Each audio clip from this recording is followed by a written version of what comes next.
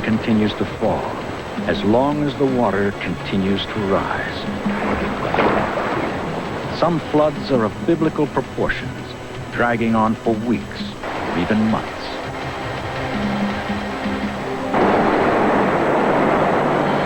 Such a flood was the one that struck the Mississippi Valley in 1993.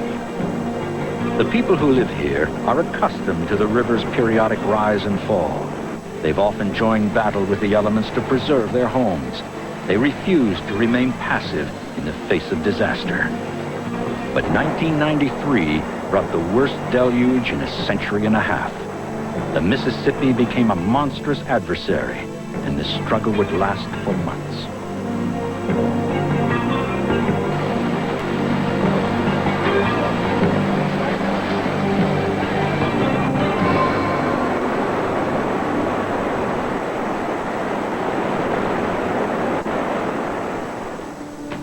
Waters from nearly 1/4 of North America drained down the upper Mississippi and Missouri rivers. In the spring of '93, their tributaries were overwhelmed by relentless rain, turning the land between the rivers into what some called a sixth Great Lake. By mid-July, with record crests converging at St. Louis, dozens of towns downriver faced the danger of being wiped off the map. Towns like St. Genevieve, Missouri.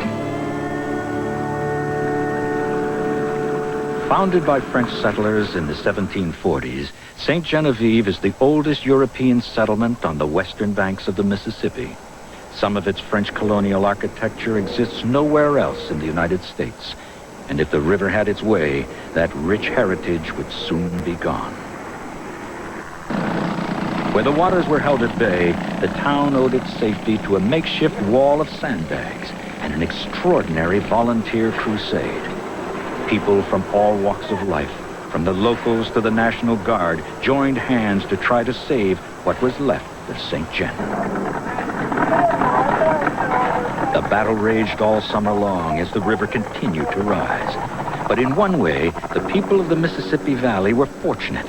As they waited for each new crest, they could prepare for the onslaught.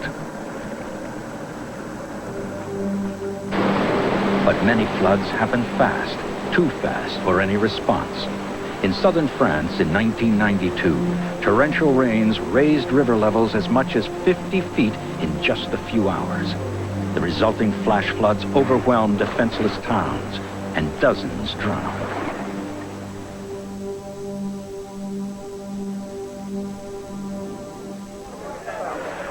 The people of St. Genevieve had time to meet the river's gradual advance, and they were ready for the worst. One of those leading the fight was Vern Bauman, a local contractor. Vern was president of the Downtown Levee District, the agency responsible for maintaining the dikes now swallowed by the river. That's another one. He coordinated the efforts to save what was left of the town. You get any sleep tonight? Well, what, 15 minutes or what? We got contractors, we got the National Guard in here, and a lot of civilian help and local people here. And we just coordinating everything, trying to get the units to work together. And just a minute. Sonny, we're gonna need The rising tide had brought a flood of people to the town as well. Nearly 10,000 from 34 different states. But in spite of all their efforts, after 2.5 months of flooding, more than half of St. Genevieve lay underwater. Temporary levees wove through town, creating an artificial waterfront. A man-made island rose where Winter Street had once met North Main.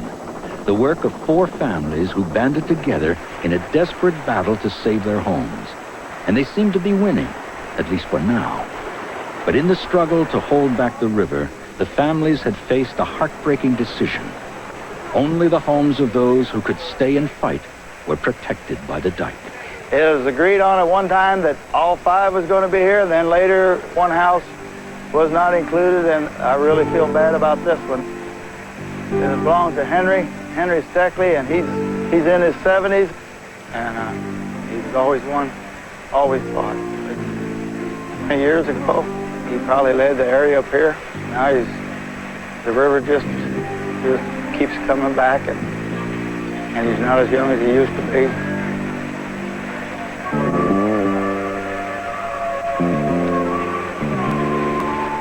He's a very hard fighter.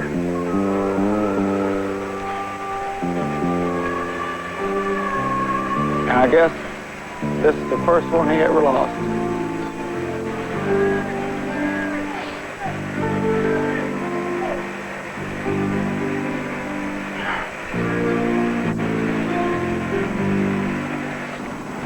This skirmish had been hard won, but the compound was at best only a makeshift substitute for the permanent levees, the ones that had failed. Those had been built by the Army Corps of Engineers as part of a vast network designed to tame the Mississippi. Over the course of a half-century, the Corps had constructed some 2,200 miles of concrete retaining walls and earthen embankments, designed to defend towns and farms and correct the river's natural course. The farmers themselves, together with state and local governments, had built thousands of miles more. But the plan created new problems. For 10,000 years, the great floodplains of the American Midwest served as a natural spillway for their rivers. Only in the last few centuries has civilization encroached on the river's domain. As the river walls were extended and raised, they cinched the flow tighter and tighter, and the speed and pressure of the water built up behind them. When the river could no longer be held back, it would strike with a force and impact multiplied by the tremendous volume. That's what happened in the summer of '93 at places like Kaskaskia Island, 9 miles south of St. Genevieve. There, no amount of effort could maintain the levees or save the town. It was an amazing sight, the Mississippi River flexing its seemingly unlimited muscle. Dozens of homes and other buildings, including the town's church, all underwater. Some islanders believe the flood will be the death of a community whose history goes back nearly 200 years.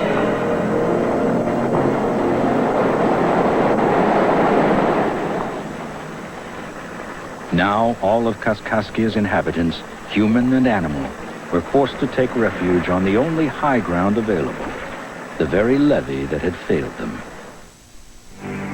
Next, we around the dike, probably the only part right now that does not have water on it are the very high ridges out in the center, and the water is going to continue coming up. It's continual rain up north, and a lot of dikes have broken both north and south. So I'm sorry to tell you, honey, but we lost everything. But us. I love you, sweetheart. We'll see you later, okay? All right, bye-bye, hon. I just want to get off. I want my kids, my husband off. My furniture's all still there. Everything we worked for. We had dogs, cats, 2 cows. But I got my family.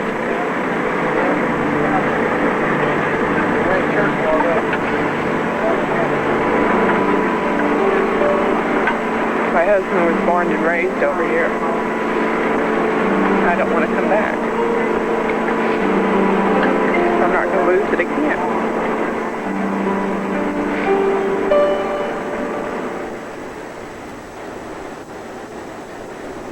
All over the Midwest, levees had provided a false sense of security for the growing populations of the floodplain.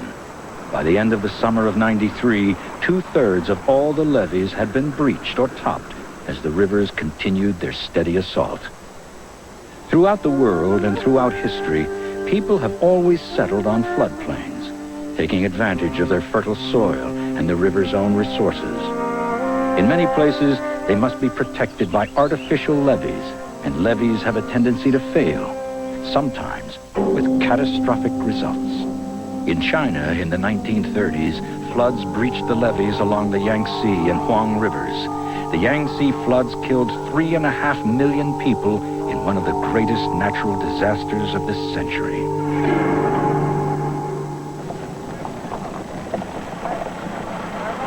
Around St. Genevieve, even where the levees were higher than the crest of the flood, the river could still find a way to penetrate them. After 8 waterlogged weeks, trouble spots were cropping up on the earthen walls. Better get some bags here quick. Even a small seep of water could pose a grave threat. In just minutes, this situation went from threat to catastrophe. Unwilling to give in after fighting so long, Vern Bauman took one last gamble and drove out for the break.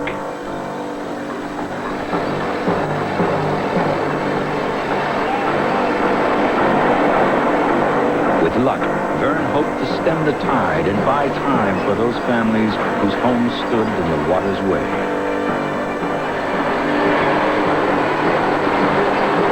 He took earth from wherever he could, even the footings of the levee beneath him. But as hard as he worked, he was no match for the river.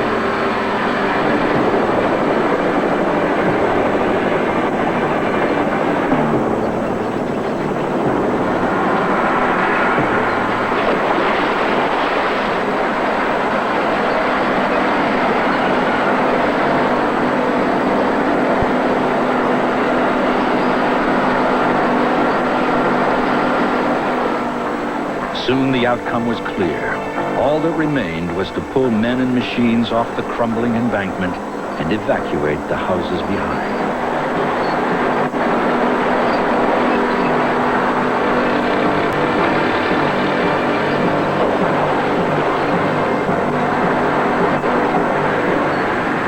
There was 2 chances, slim and none, once that truck fell in. What amazed me about the whole thing is how quick it went.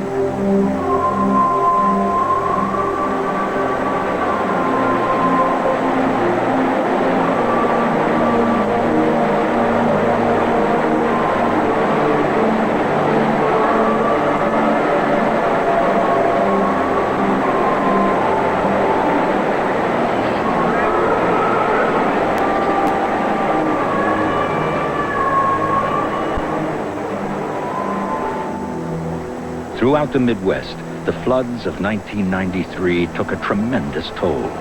$10.5 billion in damage, 56,000 homes flooded or destroyed, 36,000 square miles underwater, and some 50 lives lost to the river. As for the town of St. Genevieve, it had been saved, at least most of it. But hundreds of buildings were lost or damaged.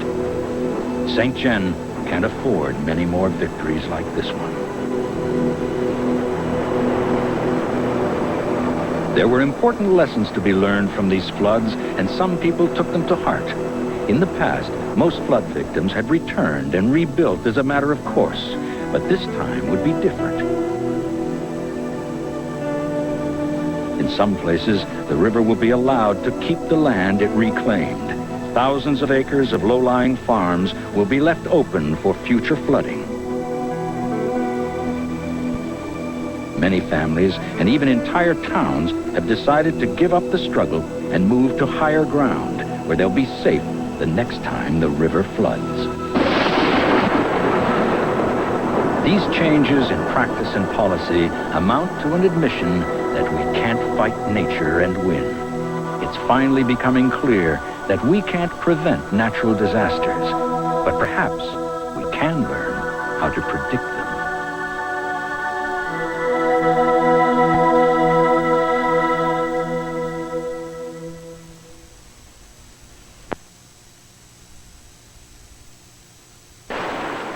In 1993, the Mississippi, one of the most heavily engineered rivers in the world, burst its banks. In a devastating flood the following winter, floods in Britain, France, and Germany confirmed a growing crisis in river engineering. Are the critics right to say that tampering with nature only makes flood worse? Answers must be found soon, because the most ambitious river control project in the world is underway, taming the rivers of Bangladesh. In light of the Mississippi floods, opposition is mounting against the massive plan. If the engineers get it wrong, it could be a disaster.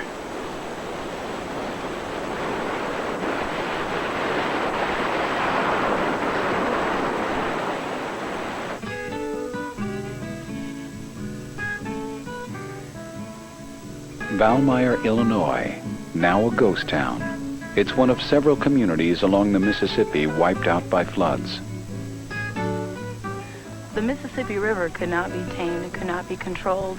I mean, we can send people to the moon and we can do lots of great things, but we can't control nature. We've all cried until there was no tears to cry anymore.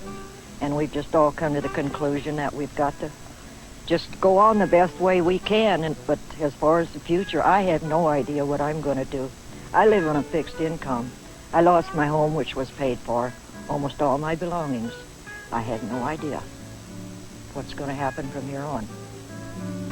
I got a chance to go back and rebuild on my house, but my wife asked me, can I promise her that the flood would never come again? And I couldn't answer that. So she didn't want to go back, but I would.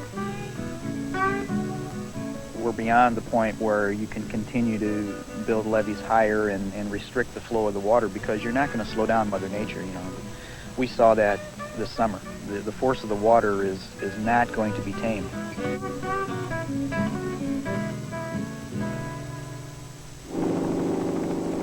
The force of the water has swept aside millions of dollars worth of defenses built by the U.S. Army Corps of Engineers.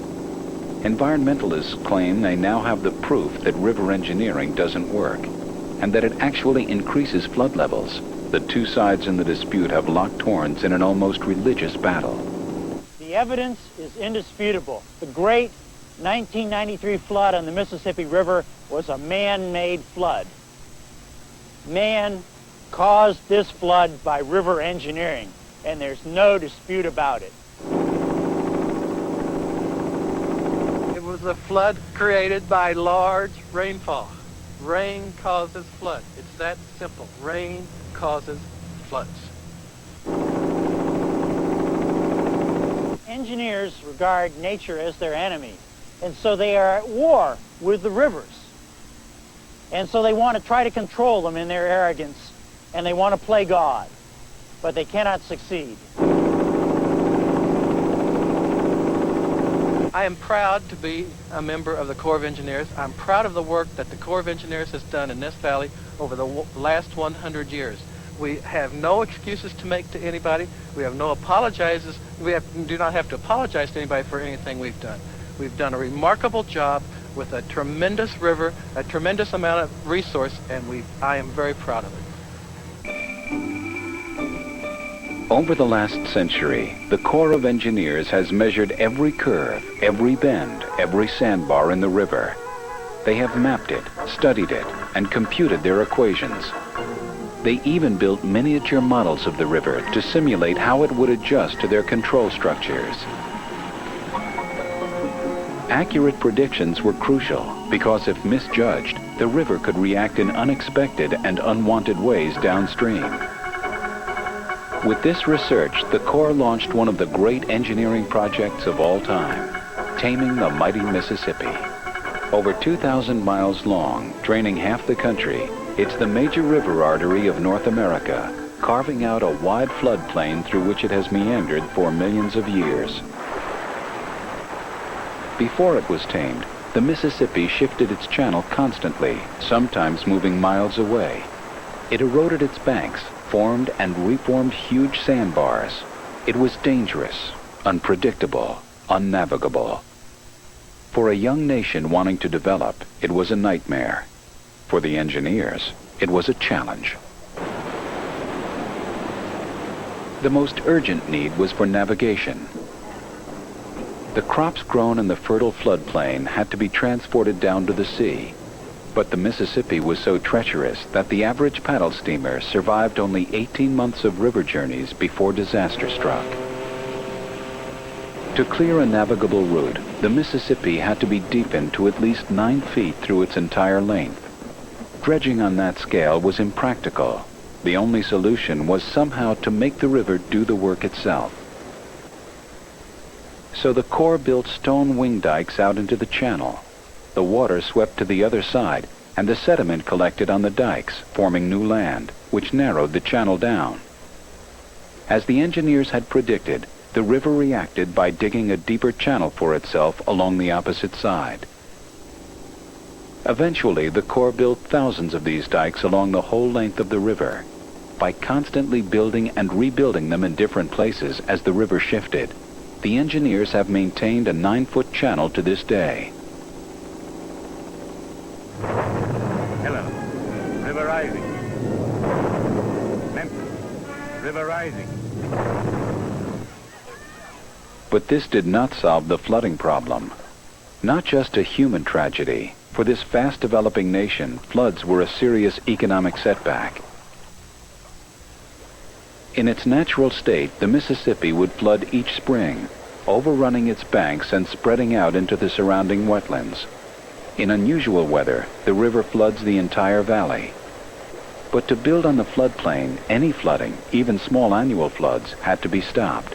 And for that, the engineers literally had to wall in the river. Along the whole length of the Mississippi, the land was cleared, and these walls, called levees, were built. Massive earth and clay banks which hold back the floodwater. They protect the valuable farms, towns, and factories of the floodplain. But it soon became clear that the levees alone didn't work. They couldn't cope with exceptional floods.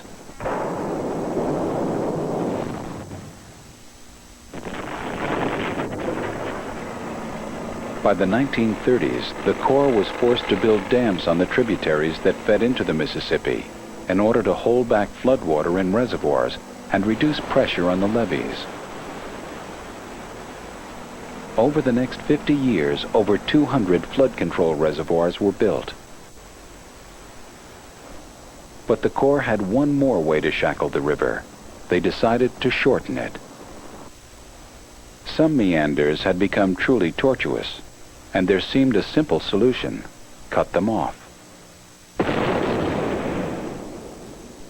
With dynamite and dredges, the Corps cut through the land to link the river together into one straight line, bypassing the meanders altogether. By the time they'd finished in 1942, the Mississippi was 150 miles shorter. It was a clever idea. By speeding water downstream, it lowered flood levels and substantially shortened the shipping route. The problem was that the river kept trying to meander again. To stabilize the riverbanks, the Corps had developed a unique machine. It could assemble and lay a mattress of concrete slabs along the riverbed in a single automated system. In one day, this machine could line 10 acres of river with concrete for a hefty price. It's taken 100 years and cost over $10 billion to build the system, a triumph of concrete and steel. The Corps is respected by river engineers around the world for having tamed the Mississippi. But once started, the work can never end. The river is a dynamic system and rebels against its straitjacket. It takes $180 million a year just to maintain the control structures. But by controlling nature, the engineers have set the stage for an... In 1993, it began to rain, and the rain didn't stop for 3 months. It was declared a national emergency.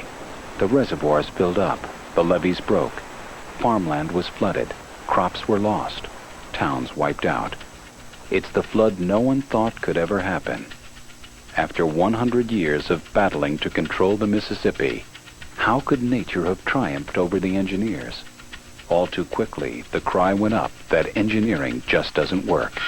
I don't understand why people say that river engineering didn't work.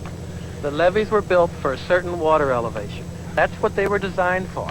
There is a risk that was involved in that elevation. We chose that elevation because of economics. We can build levees higher, but they were not built for this flood elevation. That doesn't mean that the levees failed. That doesn't mean that the levees didn't work. They did what they were supposed to do, but they were not designed for a water elevation, a huge flood, a Noah's flood that we just experienced. That's not what they were for. The fact that levees were over the top in this flood doesn't mean that river engineering doesn't work. That system was designed for a certain level of flooding. Let's say once in a 100-year event. But when a larger flood comes along, society chose not to pay for this larger level of protection. It is true, the defenses were not designed for such a huge flood. But the accusations against the Corps are focused on an entirely different issue. Their opponents claim that whatever the size of this flood, the engineering control works turned it into something much worse than it would have been naturally. They point to an ominous trend over the last 150 years. Now, rivers flood. That's a natural thing for rivers to do. But there's something very unnatural about floods on the Mississippi River these days. 150 years ago, floodwaters in 1844 came all the way from down there right up to here. The 1844 flood was the biggest flood ever. The greatest amount of water was flowing right past us on the Mississippi.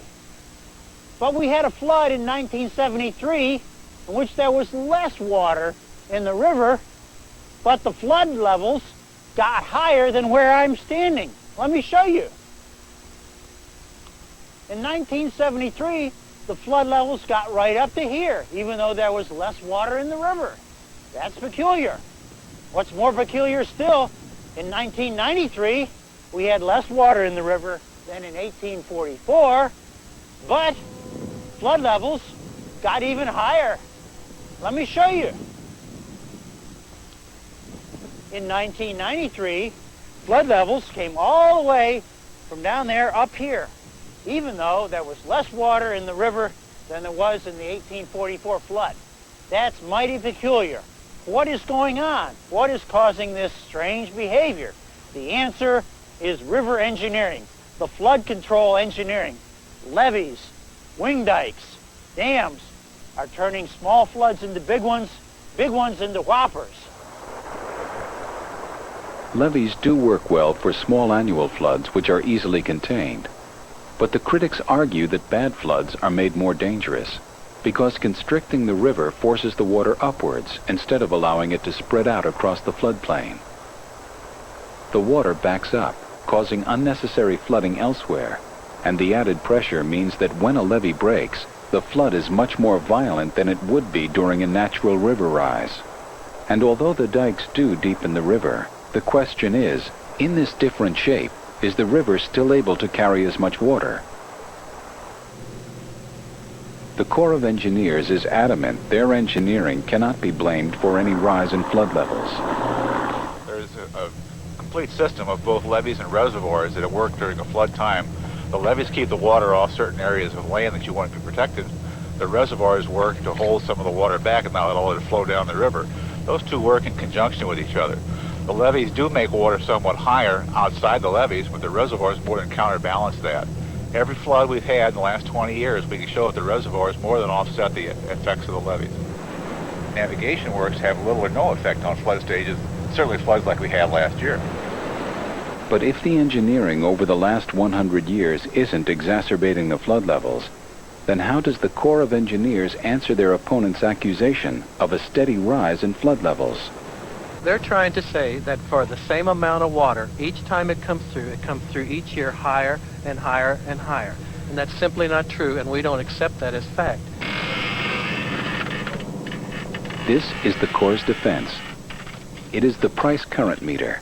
It came into general use 50 years ago to measure the velocity of water in the river. It's very accurate, and it's still used today. In fact, the art of measuring the river has become extremely sophisticated in the last 50 years.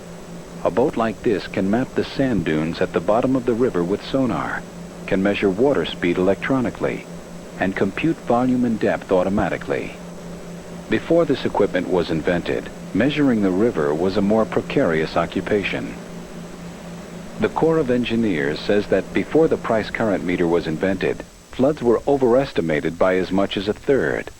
That would mean that the 1993 flood was much larger than earlier floods, and that is why it had the highest flood levels. Let's remember one thing. There were no measurements made of the 1844 flood. There were no measurements made of the 1903 flood, and that's the only two floods that people have stated that was greater than the flood that we just experienced in 1993. The 1993 flood was well documented by modern technology and modern methods and modern equipment. The floods in 1844 were not measured, they were only estimated. The flood in 1903 at St. Louis was not measured, it was only estimated. If you use the data that's been verified and collected in the last 50 years, which there is no debate about the validity of that data, that trend is not there. However, those early disputed estimates remain the official government statistics for floods and are still widely used, even by the Corps, for calculating flood risks. The Corps of Engineers keeps trying to come up with more and more excuses, but they're full of baloney. They cannot hide the fact, the scientifically indisputable fact, that their engineering raises the flood levels. Unfortunately, it's just those scientifically indisputable facts that are sadly lacking. Every fact, every conclusion is fiercely challenged. No one has absolute proof that river engineering made the 1993 floods on the Mississippi worse.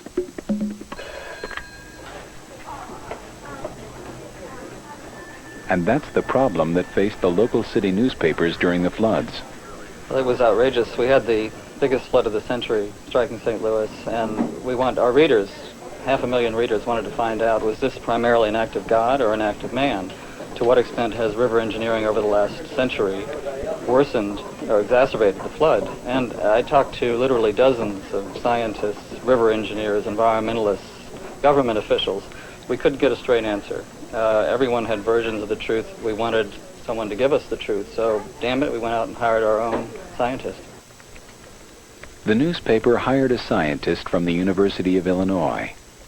Doug Shaw spent 2 months studying the flooding on one small stretch of the river from St. Louis south for 40 miles. He fed the coordinates of the normal river, depth, width, water velocity, levees, and engineering works into a computer model and compared these measurements with the flood statistics. That gave him a scientific basis for analyzing what happened during the flood. At the peak of the flood, the water was coming down towards St. Louis, and the water had risen to within inches of the top of the flood wall in St. Louis. And at that very moment, almost, the Columbia levee across the river broke, and all of that water started surging through the levee. And the water level went down at St. Louis as a result of that levee break. Had the Columbia levee not failed, the water levels would have been about 2 feet higher in St. Louis. The levee break across the river actually saved St. Louis from catastrophic flooding. What I was doing to make those conclusions was comparing 2 different runs of the model. The first one was my close approximation of what actually happened, and the second one, this hypothetical scenario, assuming that the levee didn't fail. And the numbers came out about 2 feet difference. I think that certainly that levees in certain situations do raise flood levels, as we showed in the St. Louis area. This seems to be a definitive answer to the question about river engineering. At St. Louis, it did raise flood levels just enough to potentially cause disastrous flooding. But can this model of one small stretch of the Mississippi tell the experts whether engineering along the whole length of the river raises flood levels? Unfortunately not. That still remains a mystery because of one of the most fundamental problems at the heart of the science of river engineering. It's an enormously complex task to model even one flood for the entire Mississippi River, not to mention the Mississippi and the Missouri. It would take years to do that, and by the time you finish, the river would probably have changed so much that your model wouldn't be valid anyway. I think anybody who says that they have the answers and they have modeled definitively the Mississippi River can't be telling the truth. This is the problem that forces river engineers around the world to admit that theirs is an inexact science, one that relies heavily on guesswork and intuition. And it's easy to see why. Turbulence, scour, resistance, erosion. Unlike structural engineers who can test a piece of concrete or metal to its exact breaking point, river engineers can hardly understand, let alone calculate, the complex natural laws that govern the behavior of wild rivers. So difficult is it to understand nature that scientists have to work out their equations not on real rivers, but on something simpler. A flume like this is an artificial river that's created in the laboratory in order to isolate certain aspects of the flow of water. And it's very useful for learning about those isolated aspects. Unfortunately, we can't model the movability of the banks. We can't model very well floodplains. In fact, it's a very limited picture of the way rivers work. We have assumed that the lessons that we learned in the laboratory, working with devices like this artificial channel, could be directly applied in the natural world. And we've gone out and we've tried to change those natural rivers so that they function the way we understand our lab apparatus to function. Rivers have been transformed by pouring concrete, making a box channel, and the communities that live around them have been told, you now have 100-year flood protection. But the equations that were used in designing those channels assume that the water... And derived from flumes, these concrete models, miniature replicas of real rivers and their floodplains, do allow engineers to study specific sites. Running water and sediment through a model like this for a few days can simulate the way water would move through a real river over a year. They're very useful and surprisingly accurate, but they don't fully solve the problem of understanding nature because of one major flaw. A model of the type you see here would be an almost perfect model of nature if natural rivers had concrete banks. But they don't. What that means is there are many things you can answer with a model of this type, and there are many things you can't. And it's the answers that we can't get from a model of this type where probably we make the most mistakes as engineers. There have been great successes of river engineering, and there have been mistakes. For a long time, engineers didn't know that every river has a unique pattern based on width, depth, slope, and shape. If any one of these parameters is changed, the river will fight to rectify itself. That's what happened when they shortened the Mississippi with the famous cutoffs. They worked brilliantly for a while, but by shortening the river, the engineers had steepened its slope, and so the river tried to flatten itself out again by scouring its bed upstream and depositing sediment downstream. Massive sandbars formed in the channel, and the river began to meander again. Despite all efforts to stop it, the Mississippi regained 50 miles of its original meanders. The Corps of Engineers will never cut the river again. Concrete models couldn't have predicted this. Perhaps computer models programmed to simulate the effects of engineering will one day accurately describe nature's complexity through equations, and thus turn river engineering into a more exact science. But at the moment, surprisingly, computer models are no more sophisticated than poured concrete.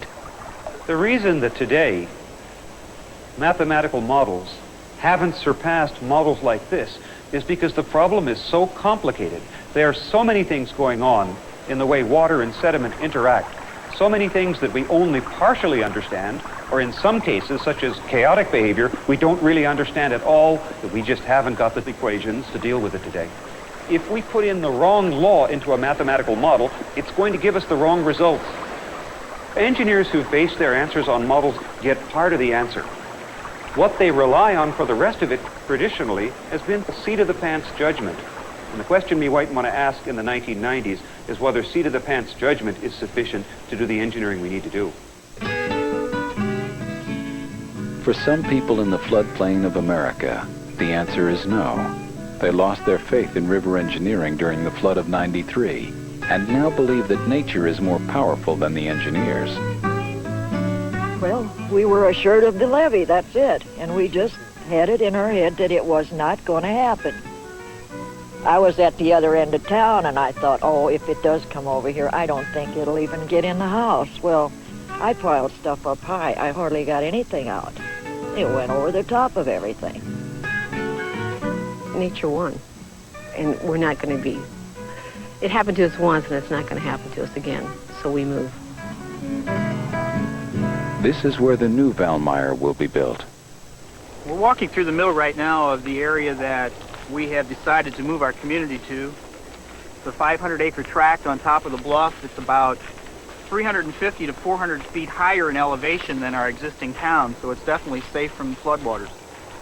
To our right, as we're walking here right now, is a 25-acre tract that's going to be a light industrial area. On either side of us here, we've got residential lots where a lot of the people will be building their new homes. We're walking down one of the main streets here right now. Which is named after him. And we're very excited about the fact that somewhere around April 1st, we're going to be moving dirt here, and hopefully by August, we'll have people building new homes up here.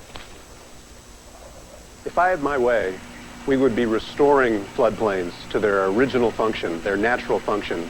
We would be restoring the wetlands, restoring the riparian forests, and we would not have suburban tract housing across the floodplains. Every house, every garage in the floodplain paves over the wetlands that would normally soak up floods and speeds that water straight into the river. So the floodplain development itself contributes to raising flood levels, and until now, society accepted the trade-off. I don't think it's fair to blame engineering for the destruction of nature. Engineering merely reflects societal values.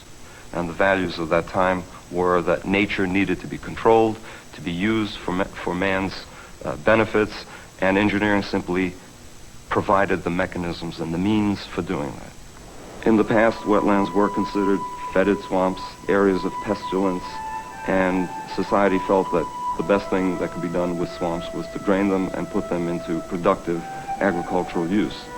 If society believes that wetlands are important now, then society ought to make that decision and make those trade-offs and restore the agricultural lands that are in the floodplains to wetlands. This is the debate now sweeping America, whether or not to turn back the clock on floodplain development and return farms to nature.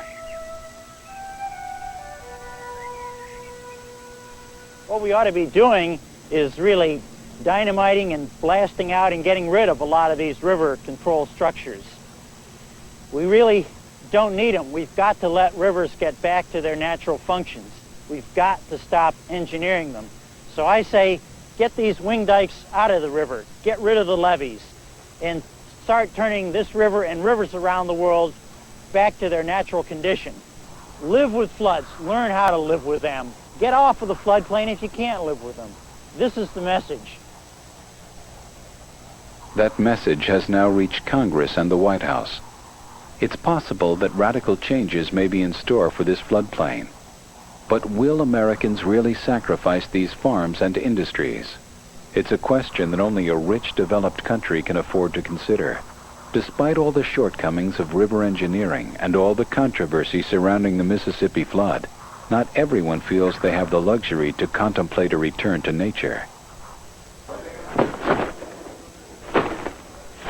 Within months of the Mississippi floods, the world's top river scientists arrived in Bangladesh to discuss the biggest and potentially the most dangerous flood control project ever attempted, taming 3 of the world's great rivers.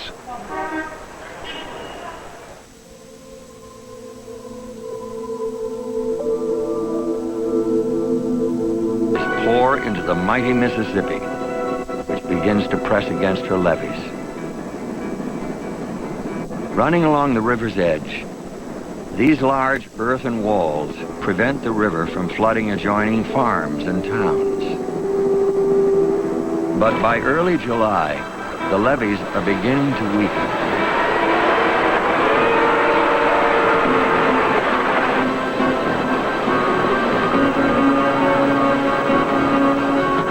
Evacuation orders are issued while there is still time to escape. Unfolding in slow motion, a flood is unlike any other natural disaster. Earthquake, boom, sudden impact. Flood, a leisurely disaster. The river's caretakers, the Army Corps of Engineers, are thrust into a state of emergency. I hear they got 2 to 3 million out there at Camp Dodge. Get rid of some of that water. Yes, sir.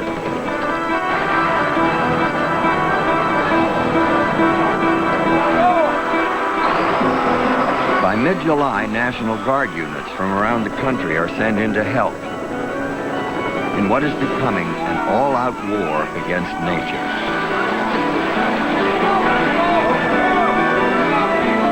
It just became like a monster that you couldn't catch up to. It was like trying to grab the wind. I mean, every day they changed the rules on us, and we could never catch up to it. It just kept coming. By August 1st, the river appears unstoppable.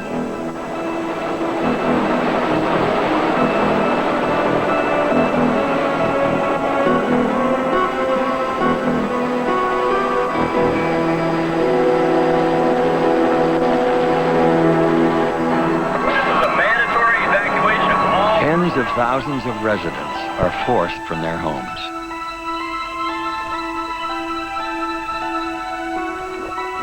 Livestock scramble for high ground, and some people narrowly escape with their lives.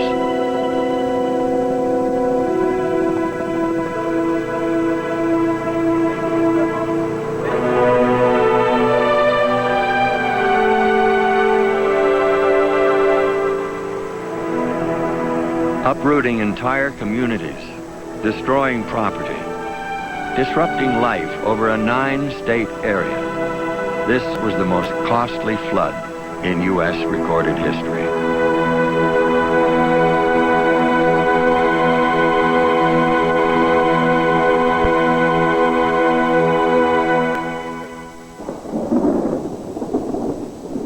It all began when a freakish weather pattern over the Midwest produced an unusually wet summer. Meteorologist Paul Douglas. To be honest, meteorologists were baffled. We were perplexed with this situation. During a typical year, the jet stream is constantly on the move. The jet stream is a high-speed river of air. The superhighway for storms is always in motion. And so you may get flooding for a week or two, but then the jet stream shifts and a drier pattern moves in. During 1993, we had a major shift in the pattern. For some strange reason, we had a giant blocking high-pressure system over the southeast, a heat pump high. And this roadblock in the atmosphere forced the jet stream to take a more or less continuous detour across the Midwest. That produced wave after wave of storms. Now, this is a three-dimensional representation of what the storms looked like. Moisture flowing northward from the Gulf of Mexico, converging when it reaches cool Canadian air. Consistent storms over the Midwest, not just for a week or two, which would be typical, but for month after month after month.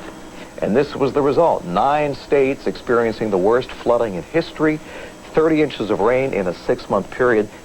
Not only was there river flooding, there was flash flooding, where farmers' fields turned into ponds and then lakes. Literally, meteorologists referred to Iowa as the 6th Great Lake for about a 6-week stretch. There's no way the ground can absorb that volume of water. It had to run off into streams and rivers, and the result was the worst flooding our nation has ever seen. No one could have predicted the flood of 1993. Most years, the Mississippi flows peacefully within its banks, enticing millions of Americans to live and work along its shores. The Mississippi Valley is one of the most fertile in the world, providing food and jobs for millions. The river is also a superhighway for commerce, moving some $50 billion worth of industrial and agricultural goods through the nation's heartland every year.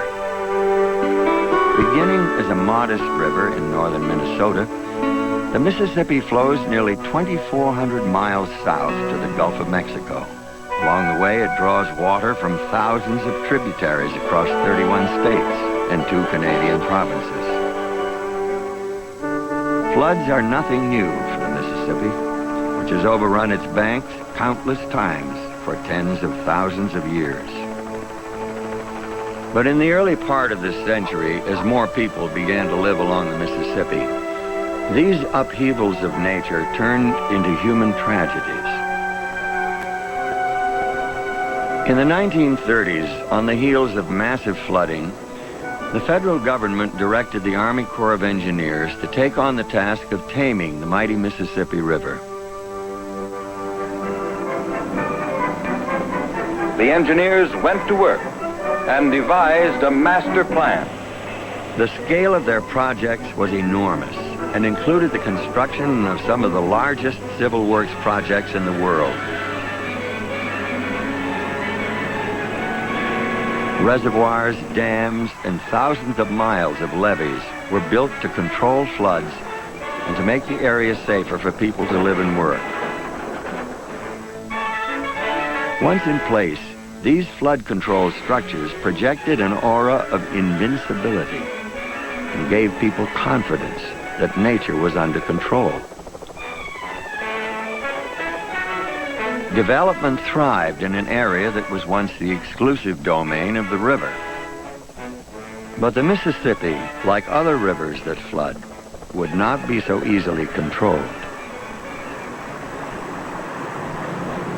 The Egyptians in the Book of the Dead warned us that thou shalt not hinder the waters of inundation. They recognized that that in order for those bottomlands to remain fertile, that the river had to regularly interact and that there had to be this regular flooding to keep those bottomlands healthy.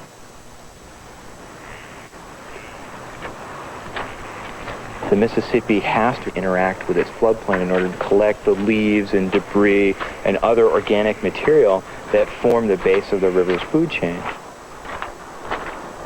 Most of the time, the floodplain of the Mississippi is available to people, but every so often, whether it's this year or next year or 10 years from now, the river reoccupies its floodplain. It's something we know will happen. It's not a matter of whether the river will reoccupy its floodplain, but when. In late June of 1993, the Mississippi threatened to flood a farming community outside Quincy, Illinois. Lynn and Alec House own 1,400 acres along the river. I remember when we first started, well, Alec actually first started coming down here on a daily basis the first week of July, and he'd come home one night and I was asking him, how serious is this? I mean, I know that you're down there and you're shoring it up. Is that going to be enough? And he shook his head and he said, levees are going to break like guitar strings up and down the upper Mississippi River Valley. At stake for landowners in the Quincy area were 110,000 acres of fertile farmland with crops ready to be harvested.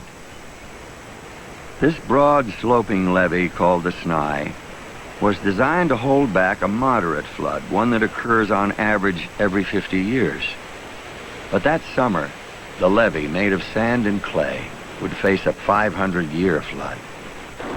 The trouble began when 6 inches of rain pummeled the Quincy area, causing the river to rise perilously close to the top of the 52-mile Snai levee. It was coming up at one point an inch an hour, and that's very, very fast. It's extremely fast, especially when you have so many miles of levee to protect. Within 48 hours, the river was expected to rise a full 2 feet above their levee.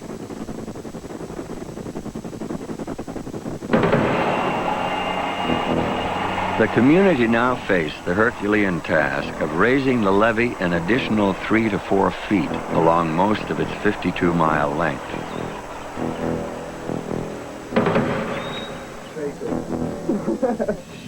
Volunteers, the National Guard, even prisoners from a local correctional facility pitched in to help. We are food champs! We are food champs! We are food champs! A flood fight isn't merely a battle of height, but a battle of time, since a waterlogged levee becomes vulnerable to collapse. As the river rises, it bears down on the walls with the force of hundreds of pounds per square foot. Inevitably, the water will find its way through any weak spot. At the base of the levee, the full weight of the water makes the pressure even greater. Water seeping through the ground below poses a threat to the entire structure. You feel that the levees are these immortal structures, that they won't fail. And the thought of them failing was very far beyond my imagination. But every levee in the Quincy area did fail, except the Snai. Hundreds of thousands of acres were flooded, and the river continued to rise. Historically, when a levee would break, you could go home. I mean, it was the end of the flood. But in 1993, it just didn't make any difference at all. You knew the water was coming back up. And the crest seems to be in the Quincy, Hannibal area someplace. Working around the clock, the Army Corps of Engineers tracked the river's relentless rise. Two interesting hydrographs there. You want to put Quincy up, please? Quincy this morning was 30.95. What we're seeing here is effects of levee breaks. Here we hit a stage and we broke a levee, and the river dropped. As the levee district fills up, it comes up again. Another levee broke. Here a levee broke, and here we are today. It's recovering from that. Crest historically has always been a singular event. In 1993, we had multiple crests. You know, all of them potentially fatal to a levee district. I mean, the levee's not a perfect structure, especially when you push it up with bulldozers and you're throwing sandbags. I mean, 3 or 4 inches, all it takes is just one little depression, and you're a goner, and ultimately that's what happened.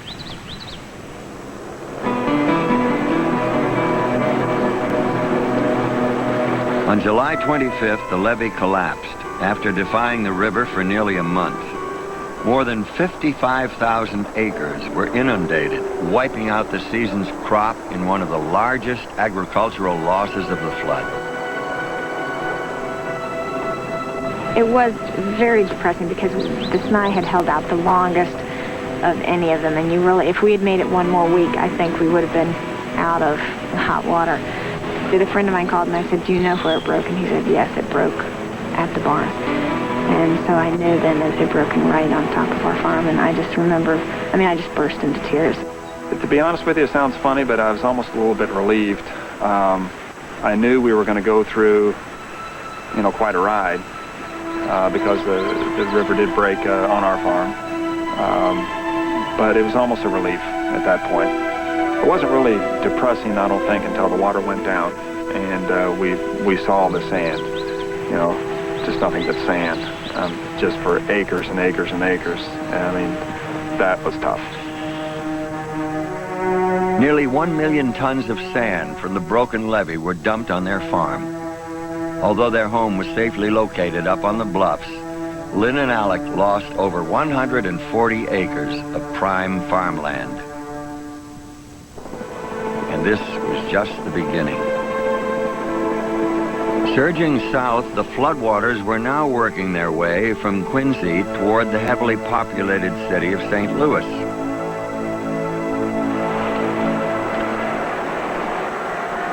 Here, most of the city's